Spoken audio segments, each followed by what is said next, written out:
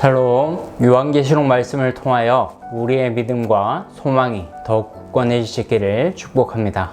우리에게 약속된 말씀들이 얼마나 복되고 아름다운지 마지막 요한계시록을 마치는 순간까지 느끼시기를 축복합니다.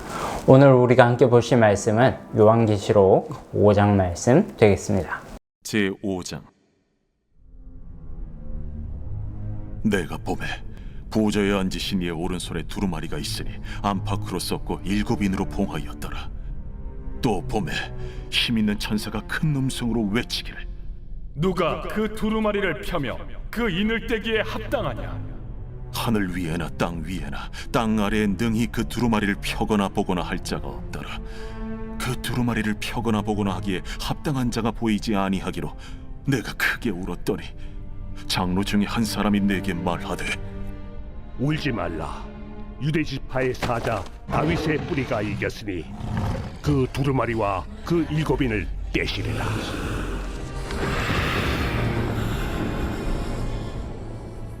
내가 또 보니 보좌와 내 생물과 장로들 사이에 한 어린 양이 서 있는데 일찍이 죽임을 당한 것 같더라. 그에게 7뿔과 7눈이 있으니 이 눈들은 온 땅에 보내심을 받은 하나님의 7영이더라. 그 어린 양이 나와서 보좌에 앉으신 이의 오른손에서 두루마리를 취하시니라.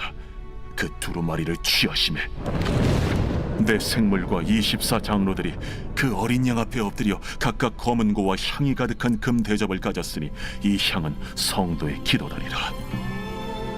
그들이 새 노래를 불러 이르되, 두루마리를 가지시고 그 인봉을 떼기에 합당하시도다. 일찍이 죽임을 당하사 각 족속과 방언과 백성과 나라 가운데서 사람들을 비로사서 하나님께 드리시고 그들로 우리 하나님 앞에서 나라와 제사장들을 삼으셨으니 그들이 땅에서 왕노릇 하리로다. 내가 또 보고 들으매 보좌와 생물들과 장로들을 둘러선 많은 천사의 음성이 있으니 그 수가 만만이요 천천이라 큰 음성으로 이르되, 죽임을 당하신 어린 양은 능력과 부와 지혜와 힘과 존귀와 영광과 찬송을 받으시기에 합당하도다. 내가 또 들으니 하늘 위에와 땅 위에와 땅 아래와 바다 위에와 또 그 가운데 모든 피조물이 이르되, 보좌에 앉으신 이와 어린 양에게 찬송과 존귀와 영광과 권능을 세세토록 돌릴지어다. 내 생물이 이르되, 아멘. 장로들은 엎드려 경배하더라.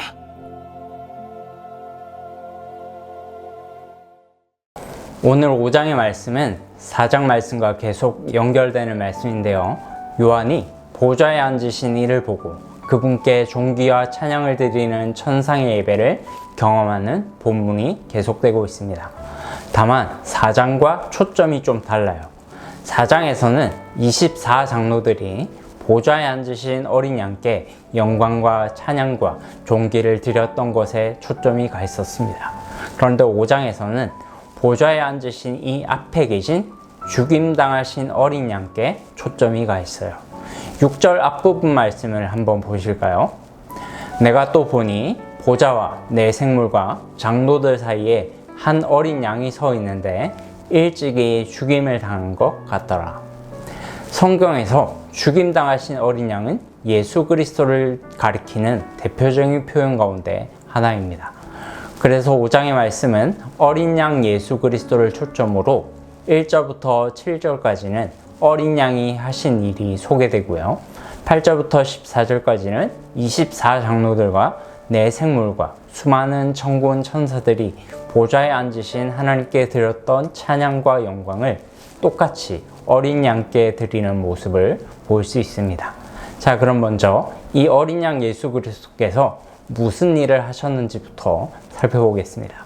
우선 1절 말씀을 한번 볼까요? 보좌에 앉으신 이의 오른손에 두루마리가 있으니 안팎으로 썩고 7인으로 봉하였더라.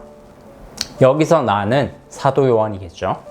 요한이 보좌에 앉으신 이에게 24장로들이 경배하는 영광스러운 예배를 경험한 이후에 보좌에 앉으신 이의 오른손에 두루마리 하나가 들려진 것을 보게 됩니다. 그 두루마리의 안과 밖에는 모두 글자들이 써 있었어요. 그리고 7인으로 봉해져 있었습니다.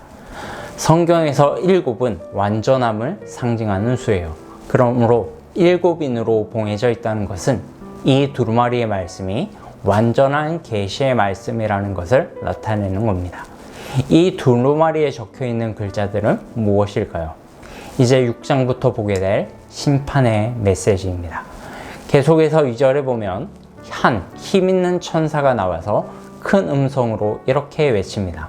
누가 그 두루마리를 펴며 그 인을 떼기에 합당하냐라고 묻습니다. 그런데 그 두루마리를 뗄 자가 있었습니까? 없었습니까?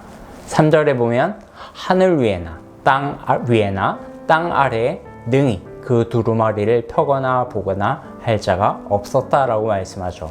즉 이것은 이 계시의 말씀을 실행할 주권이 사람에게 없다는 의미예요. 사랑하는 여러분, 사람은요 종말의 때 무슨 일이 일어날지 예측하거나 결정할 수 있는 아무런 권한도 가지고 있지 못합니다. 이것을 좀 더 전문적인 표현으로 하자면 계시에 있어서 인간은 언제나 수동적이에요. 그런데 4절에 보면 요한의 행동이 좀 특이하게 나옵니다. 인간들 중에 이 두루마리를 뗄 자가 아무도 없다는 것을 알게 된 요한이 크게 울었다라고 기록되어 있어요. 왜 울었을까요? 여러분, 지금 이 두루마리에 뭐가 기록되어 있다고요? 하나님을 섬기지 않고 회개하지 않고 끝까지 자신이 인생의 주님이 되어 살아가는 모든 자들을 향한 하나님의 심판이 기록되어 있습니다. 그런데 이 두루마리가 열리지 않으면 어떻게 될까요? 악이 영원히 번성하는 거예요. 하나님의 공의가 완성되지 않는 것이지요. 빌라델비아와 서머나 교회 같은 교회들이 승리하는 게 아니라 사대와 라우디게아 교회 같은 거짓 복음을 가진 교회들이 승리하는 결과를 초래하게 되는 겁니다. 그래서 요한은 순간적으로 너무 큰 두려움에 사로잡혀 울었던 거예요. 사랑하는 여러분, 만약 이것이 종말의 끝이라면 우리도 요한처럼 너무 큰 슬픔과 통곡에 빠질 수밖에 없을 거예요. 왜냐하면 우리 모두는 예수 그리스도께서 다시 오셔서 이 세상의 모든 악을 완전히 심판하시고 영원한 새하늘과 새 땅을 완성하실 거라고 분명히 믿고 있는 사람들이거든요. 그렇죠? 그런데 이제 와서 두루마리가 열리지 않는다면, 즉 악인에 대한 하나님의 심판이 실행되지 않는다면 우리의 믿음은 무슨 유익이 있을까요? 그런데 5절에서 이 심판이 어린 양 예수 그리스도에 의해서 반드시 일어난다는 것이 분명히 나타납니다. 5절 말씀 같이 읽어볼까요? 장로 중에 한 사람이 내게 말하되 울지 말라. 유대지파의 사자 다윗의 뿌리가 이겼으니 그 두루마리와 그 7인을 떼시리라 하더라. 예수님은 유다지파 다윗의 후손으로 오셨죠. 그런데 왜 사자일까요? 이것은 창세기 49장 9절에서 야곱이 유다를 향해 사자 새끼와 같다라고 예언했기 때문입니다. 사자는 힘의 상징이에요.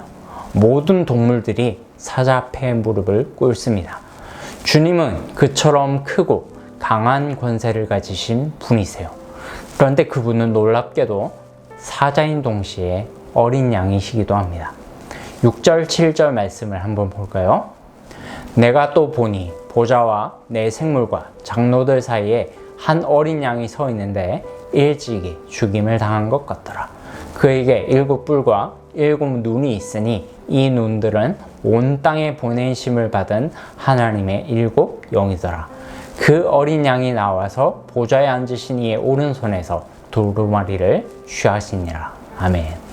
예수님은 분명 유다의 후손으로 오셨고 유다는 이스라엘의 사자로 예언되었습니다. 그런데 실제로 신약 성경에 보면 예수님을 직접적으로 사자라고 하는 경우는 없어요. 뭐라고 말씀하십니까? 어린 양 예수 그리스도라고 말씀하죠.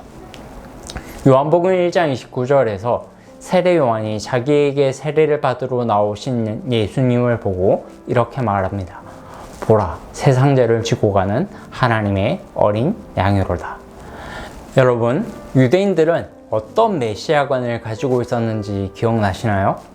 정치적 메시아관을 가지고 있었어요.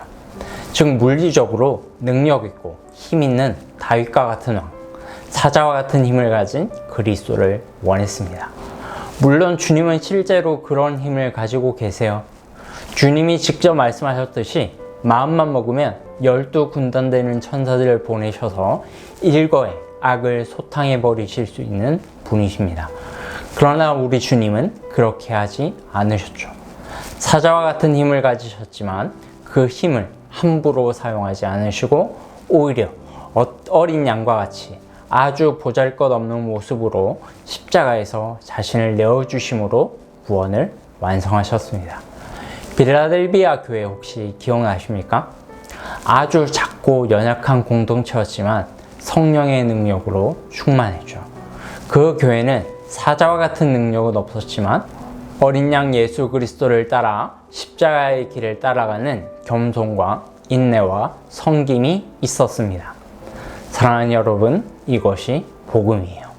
이제 어린 양 예수 그리스도는 십자가의 피로 우리를 사셔서 9절 말씀과 같이 각 족속과 방언과 백성과 나라 가운데서 사람들을 피로 사서 하나님께 드리셨습니다. 그리고 우리를 하나님 앞에서 거룩한 제사장 나라로 삼으셨어요. 그러므로 이제 우리는 더 이상 심판의 권세 아래 놓여 있지 않습니다. 6장부터 나오는 7인, 7대접, 7나팔 등의 모든 심판으로부터 우리는 해방되었으며 지금 여기 나온 24장로들과 내 생물들과 함께 또 수많은 천군 천사들과 함께 우리 주 예수 그리스도를 영원히 찬양하게 될 것입니다. 마지막으로 12절 말씀을 힘차게 읽어볼까요? 큰 음성으로 이르되 죽임을 당하신 어린 양은 능력과 부와 지혜와 힘과 존귀와 영광과 찬송을 받으시기에 합당하도다 하더라. 아멘. 사랑하는 여러분, 우리는 이 영광스러운 찬양의 고백을 언제 해야 할까요? 죽어서 천국 가서만 하는 걸까요? 아니요. 지금 이곳에서 매주 예배의 시간마다 드려지는 우리의 고백이 되어야 할 줄로 믿습니다. 또한 우리 가정에서 매일 아침 큐티를 하고 감사 기도를 드릴 때, 잠자리에 들 때, 삶의 모든 순간마다 죽임 당하신 어린 양 예수 그리스도만이 우리의 영광과 능력과 찬송을 받으시기에 합당합니다. 저의 남은 모든 인생을 그렇게 주님을 위해 살기를 원합니다. 라고 고백하는 우리 서울중앙교회 모든 성도님들 되시기를 주님의 이름으로 축복합니다.